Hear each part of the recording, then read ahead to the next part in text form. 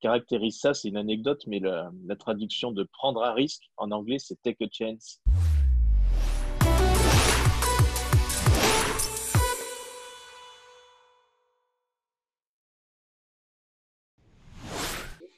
Moi, un truc, je me rappelle, quand on a commencé à échanger ensemble, Gabriel, c'est que tu m'as dit, bah, en fait, mon père, il a déjà ouvert une boîte où on est identifié dedans. Comme ça, le jour où j'ai envie de faire un truc tout seul, et ben, mon frère, moi, on est déjà dedans et on peut, si on a envie. Et ça, je l'ai trouvé justement vachement intéressant et je me suis dit, si jamais nous, nos enfants, ont une fibre entrepreneuriale, c'est exactement comme ça qu'il faudra fonctionner, c'est-à-dire préparer le terrain, mais sans non plus forcer, sans pousser. Et de ce que je vois, c'est comme ça que ça s'est fait, c'est super intéressant. Alors là, pour le coup, c'est le seul truc que j'ai fait, moi, de manière explicite. Parce que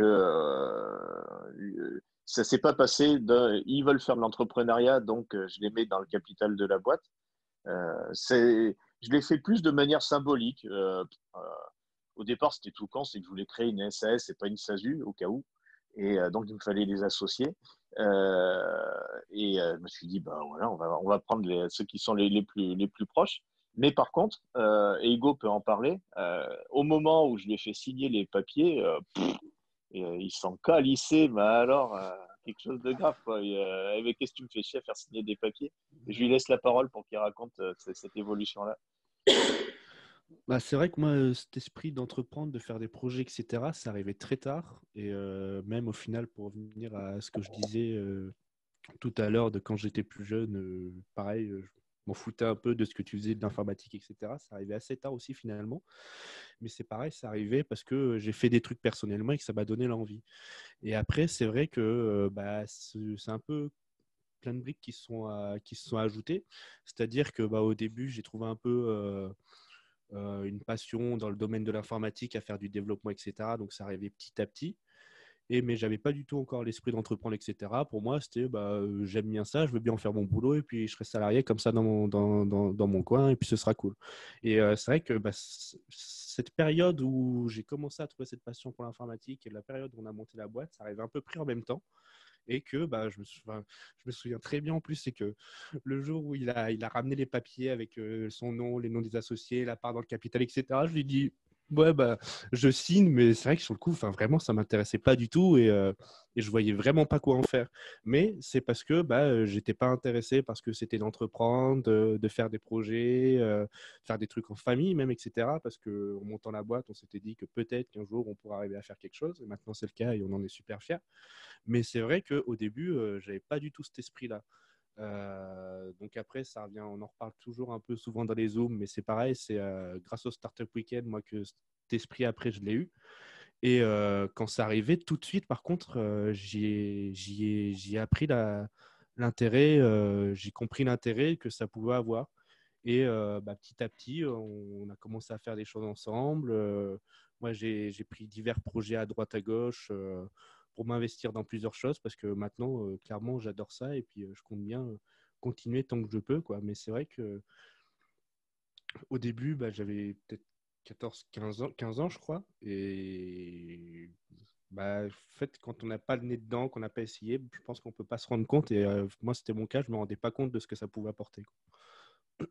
Marrant, c'est que je me rappelle, à chaque fois qu'on parlait de la boîte, chaque fois Hugo il râlait, il disait de toute façon, moi, je comprends rien à ce que j'ai signé, je comprends Ouais. rien, je comprends pas à quoi ça sert. Et vraiment, ça, c'est une phrase, à chaque fois qu'on en parlait, il disait ça. Et du coup, là, maintenant qu'on a cette discussion, je trouve ça très drôle. Mais c'est vrai que pour rebondir sur ce que tu disais, c'est que j'avais une époque aussi où quand JD et Gab commençaient déjà à bosser ensemble, souvent quand on se réunissait tous les trois, je me souviens qu'il y avait ça aussi, c'est qu'ils parlaient beaucoup, beaucoup, beaucoup de boulot. Et moi à côté, j'en avais rien à carrer. Je me disais, mais oh, je suis là, coucou!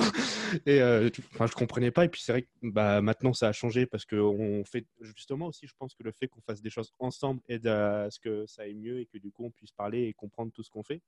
Mais à l'époque, oui, ils parlaient d'entre eux. Puis moi, je me dis, j'en ai marre, quoi. Enfin, ça m'énervait, quoi, parce que c'est ça, j'avais pas, enfin, j'avais pas envie de m'y intéresser, c'est vrai. Et puis, je regrette un peu maintenant parce que finalement, ce que je fais aujourd'hui, je l'aurais fait plus tôt.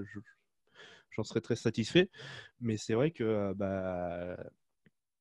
je pense qu'une fois, vraiment, tant qu'on n'a pas essayé, qu'on n'a pas mis le nez dedans pour voir un peu ce que ça fait, on ne peut pas comprendre. Alors après, on aime ou on n'aime pas, ça dépend des personnes. Mais pour le coup, moi, j'ai regretté de ne pas avoir essayé plus tôt. En fait, on a, vous, dans votre couple et moi, avec mes enfants, la même recette, c'est le fait d'inclure les gens. C'est le seul secret, quelque part. C'est dès lors qu'on ne fait pas à côté d'eux, mais avec, tout est beaucoup plus limpide. Ben, nous, justement, ouais, c'est ce qu'on voit. Et puis les enfants, finalement, parce qu'en fait, on les traîne un petit peu partout avec nous. Par exemple, quand la petite troisième est née, donc il n'y a pas si longtemps que ça, elle devait avoir 3 semaines ou un mois quand moi j'avais un salon. Et puis j'allaitais. Donc finalement, je ne pouvais pas partir une semaine en salon, la laisser ici.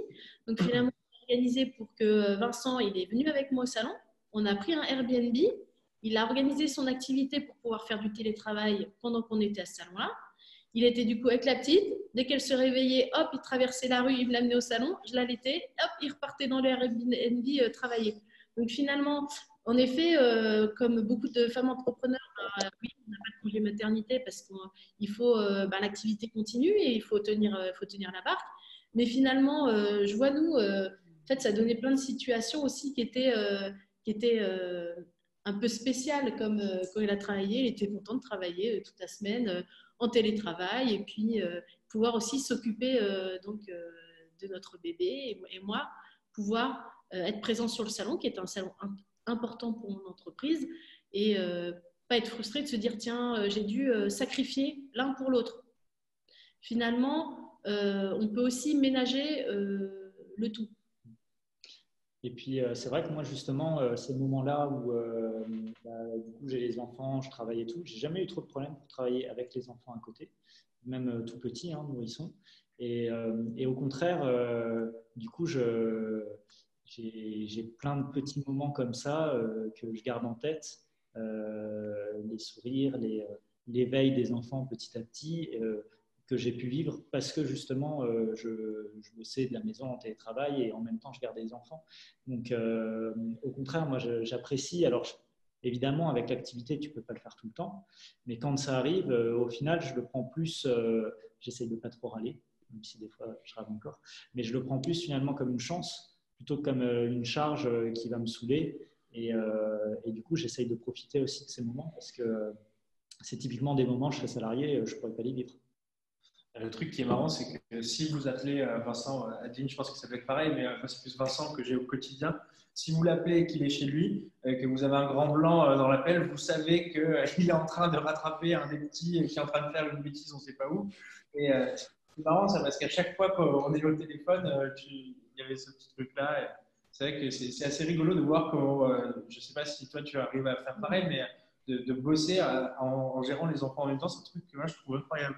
Alors justement, moi, par contre, je n'arrive pas à faire les deux en même temps. C'est-à-dire que, bien que généralement on dit les femmes sont multitâches, en fait, j'ai l'impression de mal travailler et de mal m'occuper des enfants si j'ai la charge des deux à la fois. Donc moi, ça, je le fais jamais.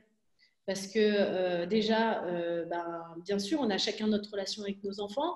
Et Vincent est quand même beaucoup plus carré, on va dire strict que moi. Donc il peut, et ça se passe super bien, hein, il peut avoir les deux grands toute l'après-midi. Ils sont hyper calmes, ils vont faire leurs devoirs, ils vont jouer au Lego.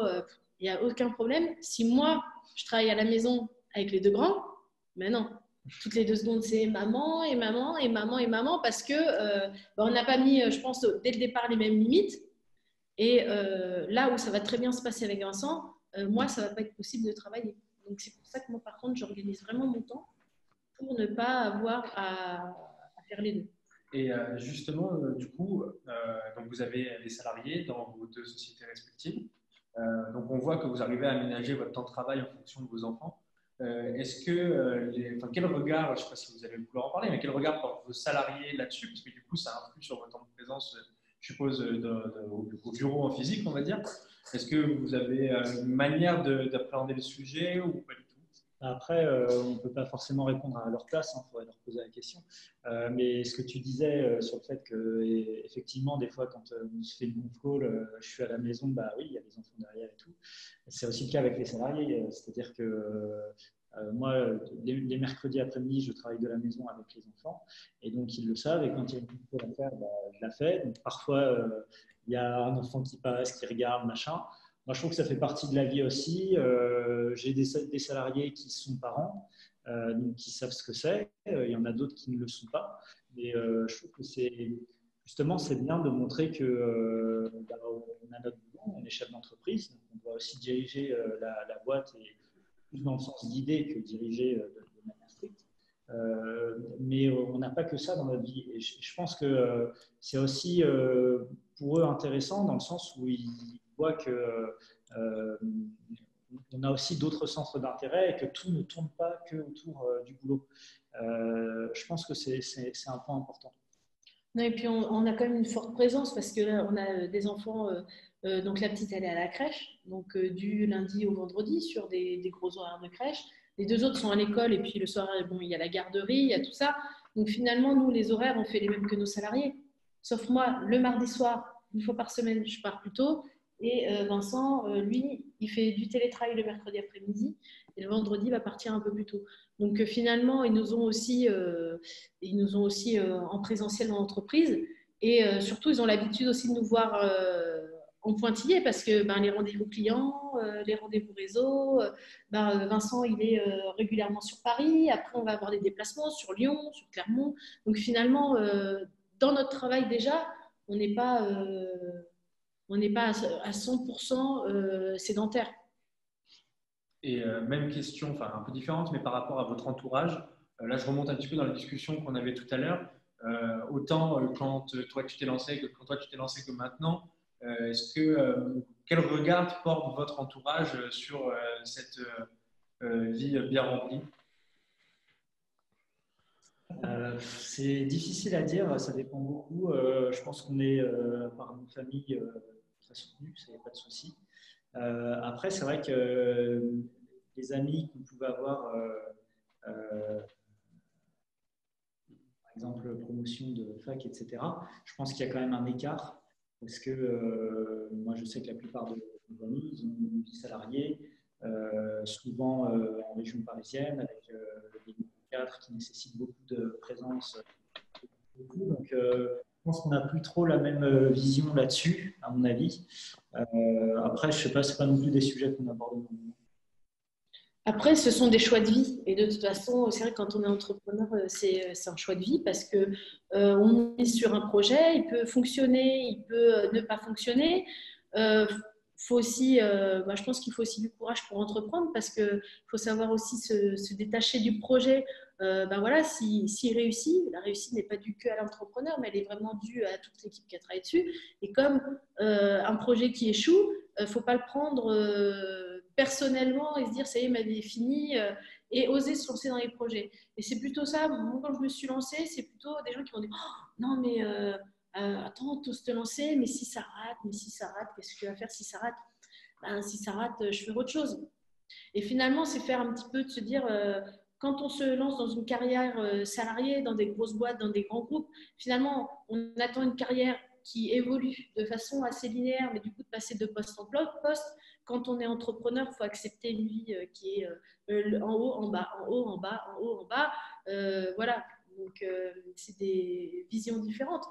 Après, moi, je pense que les gens, ils ont quand même un regard hyper positif sur le fait d'être entrepreneur. Après, vous pouvez en parler aussi, parce que vous êtes tous entrepreneurs aussi. Il y a quand même sur l'entrepreneuriat un regard très positif. Ouais, mais c'est marrant parce que moi je le remarque, mais dans les groupes d'amis, quand tu es la personne qui entreprend, et que donc moi, dans mon entourage, j'ai que des salariés, enfin, mon entourage perso, j'ai beaucoup de salariés et d'étudiants. C'est un peu le mec, ah ouais, c'est toi qui est dans 50 projets en même temps ou qui fait des trucs un peu chelous que personne ne comprend. Et c'est marrant parce qu'en discutant avec d'autres entrepreneurs, j'ai l'impression que de ce côté perso, on est un peu tous les ovnis d'un groupe. Vraiment, c'est quand tu arrives soit en repas de famille, soit en repas avec des copains qui sont salariés ou pour moi étudiants aussi. regarde vraiment d'une manière de dire t'es extraterrestre, quoi. Et puis aussi, il y a ce côté où, par exemple, Vincent, il a monté une agence de développement web et mobile. Donc, c'était concret pour les gens. Ah ouais, tu fais des sites internet et des applications mobiles. Donc, c'était concret. Moi, je partais d'un projet où je dis, ouais, on va faire une plateforme, il y aura des auteurs, des illustrateurs, et puis on va faire un logiciel, machin. Donc, en fait, on me regardait un peu en me disant, ouais, ok. Et du coup, avant que ce soit vraiment concret, en ligne, qu'il y ait des premiers, finalement, que ce soit vraiment concret, tu as toute une période, peut-être 2 ans, où les gens ils font et toi, ton truc, alors, ça avance? Et du coup, c'est hyper frustrant parce que pour les gens, ouais, on fait un truc, quoi. C'est-à-dire, on n'est ni considéré comme entrepreneur parce qu'il n'y a pas encore le nom de la boîte, ça n'a pas pignon sur rue, c'est pas reconnu. Et c'est vrai qu'il y a cette période de flottement qui est quand même difficile. C'est le moment où tu te lances, c'est le moment où tu dois te dire tu es plein de doutes et que tu essaies vraiment de construire ton projet. Où tu as l'impression non plus de ne pas être hyper crédible aux yeux des gens qui sont autour de toi parce qu'ils ne comprennent pas ce que tu fais. Et ton truc, alors ça y est, ça marche, tu te verses un salaire? Non, s'il te plaît, ça fait 2 mois que j'ai commencé à bosser dessus. Non, je ne me verse pas un salaire. Et du coup, ils sont là, oh là là, ok. Donc, c'est pas. Et c'est vrai que c'est un peu frustrant, j'ai trouvé cette période. Après, quand on commence à avoir le projet qui sort, là, les gens ils nous font ah ouais, bah super, voilà. Justement, instant promo, du coup, parce que tu parles de projet, pour que les gens comprennent. Ouais. C'est quoi ce fameux projet alors? Whisperis, donc alors via une application disponible sur iOS et Android, on a des livres numériques pour enfants. Alors sous 2 formes, livre audio et histoire animée. Donc là, cette fois, il y a les illustrations avec l'animation. Et on les a en français et en anglais. Chaque semaine, on publie une nouvelle histoire. On a une communauté de 1500 auteurs-illustrateurs. Et là, en ce moment, on a un gros partenariat avec La Poste sur l'opération Père Noël. Donc, on fait notre petit chemin. Mais en effet, c'est pas évident au début dans les yeux des autres, quand on lance un projet sorti de nulle part, d'être reconnu, quoi. Et je pense qu'on est content le jour où les gens nous disent ah, commence à reconnaître le travail qui a été fait.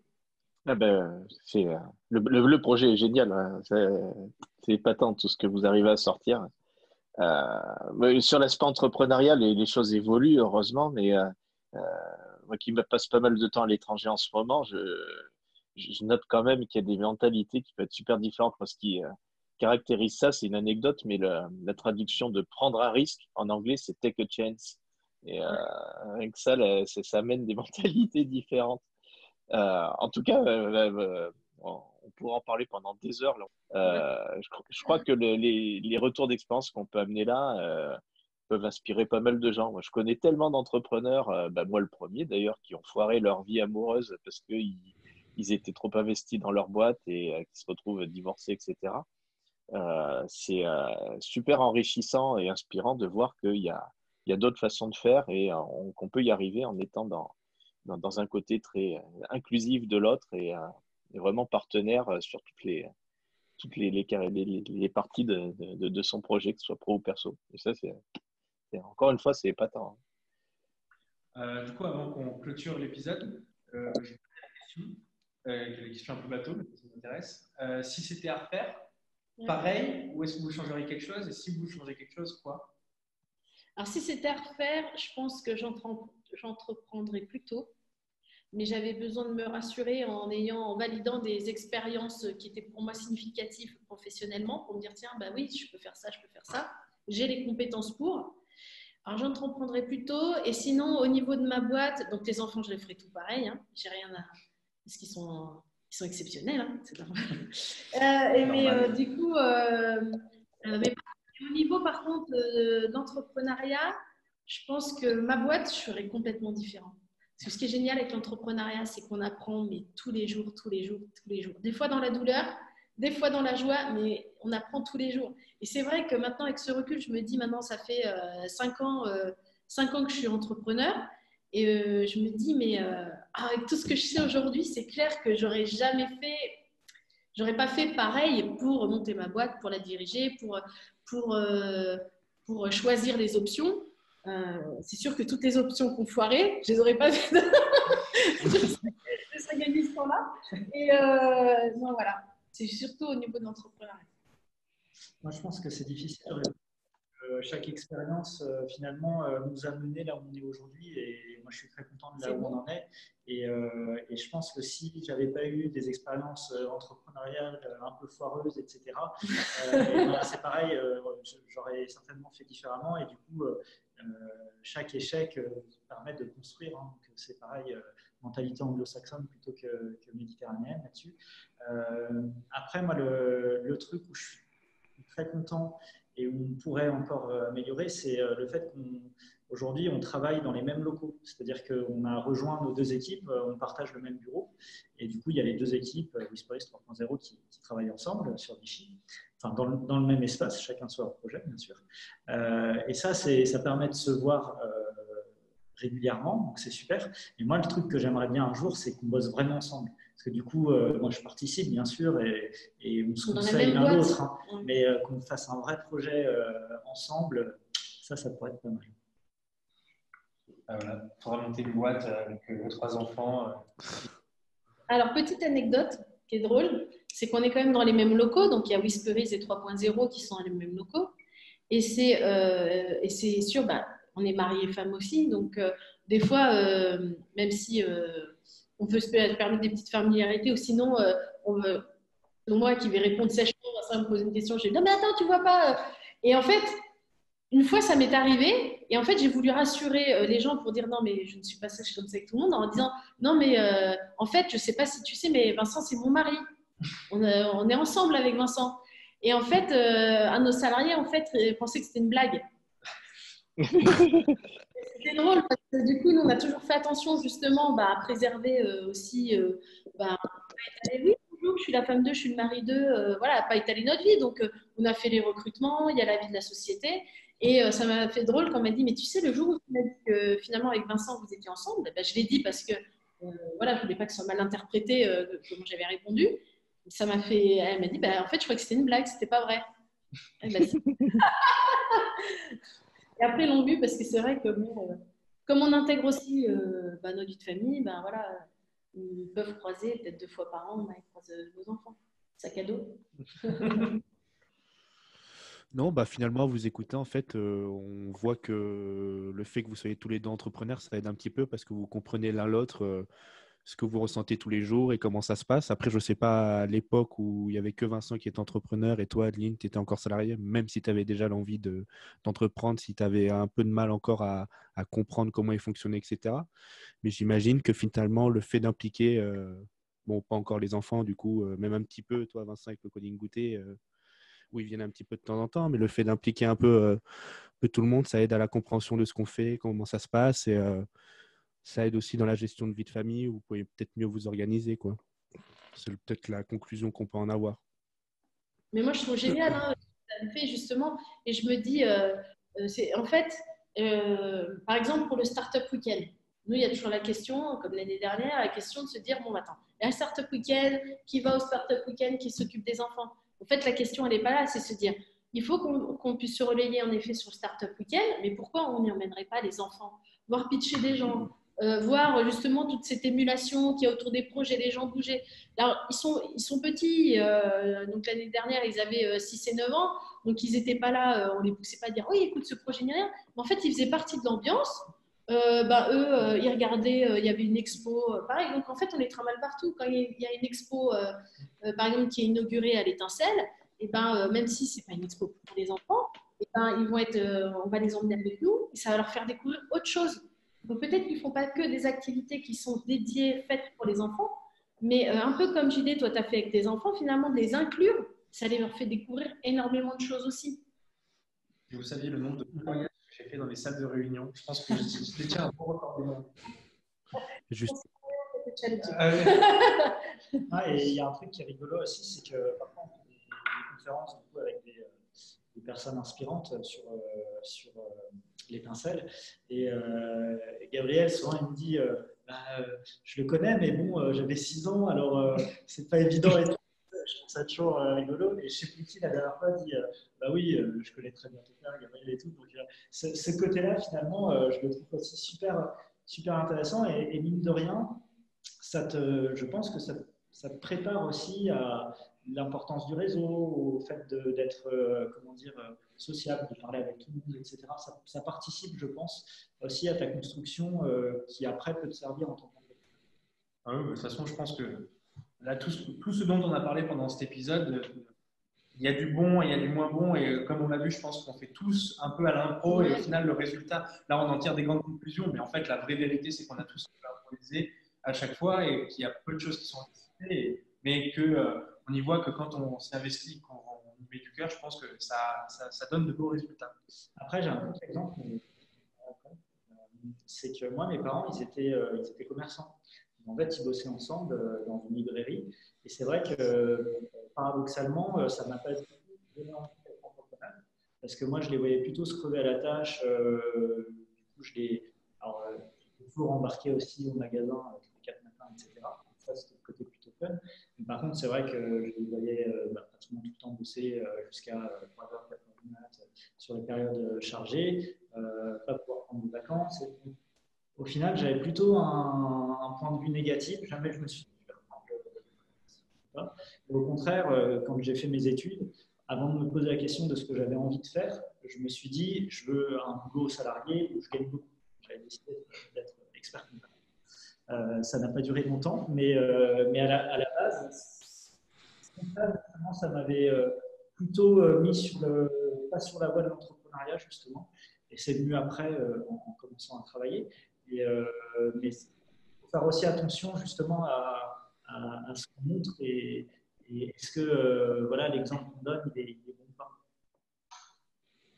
Ouais, en tout cas, vous êtes venu dans cet épisode du Zoom. Je pense que c'est super intéressant. Donc, si ça vous a plu, n'hésitez pas à nous faire un petit retour. Même si vous avez des questions, posez-les. Je pense qu'on pourra vous les transmettre. Vous pourrez répondre dans les commentaires. Et puis surtout, si vous avez des enfants, n'hésitez pas à télécharger Whisperis.